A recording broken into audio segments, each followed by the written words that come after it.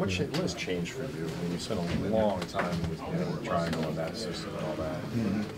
Obviously, the responsibilities change with Mike Brown's and what you're doing. What's different for you, and how are you adjusting to it? Well, I think the biggest differences are there are a lot of things that we're doing on the floor right now that we're making calls. We're dictating what's going to happen when a play starts, and we haven't yet developed the ability to react properly when a defensive player denies or takes something away. We start to look really choppy, and so for me, it's finding ways as we grow to still control the tempo of the game, to make sure that we're executing properly, even when we don't really know what we're doing. And that's the biggest challenge for me right now, compared to in the past with the triangle. We didn't necessarily have to make a call. We were well versed enough to just respond and react to a situation, and so that made all of our jobs easier.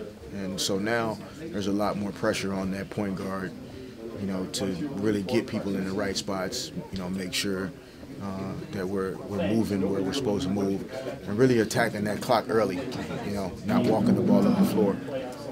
So that's something that is an adjustment as well. You like it? I love it. Yeah, I love it. I'm a point guard by nature. I mean, that's where I grew up playing, and I adjusted to become,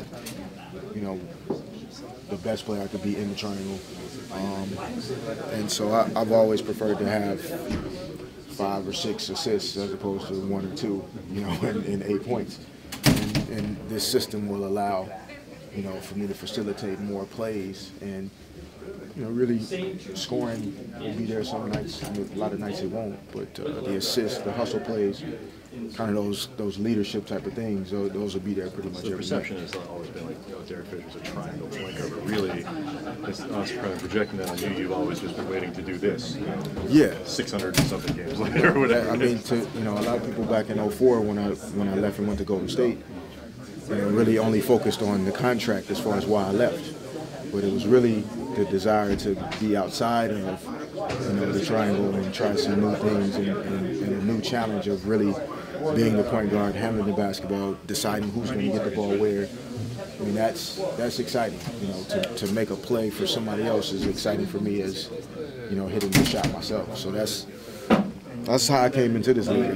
I never run a triangle before I came in. Is it hard though to, I know you don't like knowledge questions, but you've been doing this a long time to change things, to have more responsibility to do those things, at your age and things like that? Has that become a problem, or is it just not a challenge? No, I mean, I think because of my understanding of how to play basketball, it's not as difficult from that standpoint.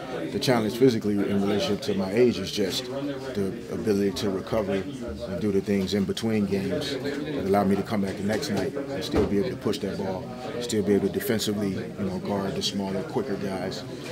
Those are the challenges. So, at 37, it just takes you longer to recover compared to a 27-year-old, but it doesn't mean you can't do a lot of the same things. And so, for me, I just have to be smart, which is why we chose to take our time in the preseason. I don't have to, go overboard. Just stay solid, stay where I need to be, and I'll be able to help the team, when I need to. Obviously, doesn't seem like there's going to be much of a transition with Andrew getting his points, but in terms of his conditioning, how do you guys adjust to that while he's getting back into the shape that he wants?